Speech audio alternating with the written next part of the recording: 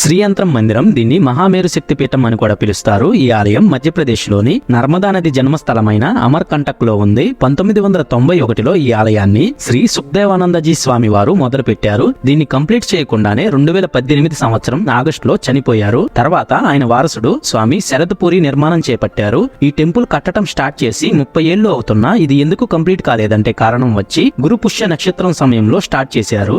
ఒక సంవత్సరంలో ఈ నక్షత్రం 4 నుండి 5 రోజులు మాత్రమే ఉంటుంది.